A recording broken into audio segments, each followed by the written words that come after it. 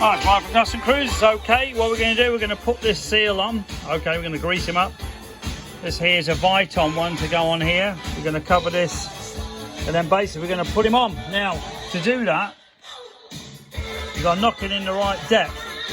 This tool will put him in the right depth to get the circlip on. It is actually very important, that circlip. So I would recommend, having done this job before, and I've just actually pulled the thing back out again because I didn't trust it. Okay, so well worth finding the proper tools to do this job. Okay, if you're interested, give us a call. 01773 835 customcruisers.com. But this particular tool is a Jim's tool, which is, you know, Jim's legendary. Okay, a 768 shifter shaft seal installer for 5-speed.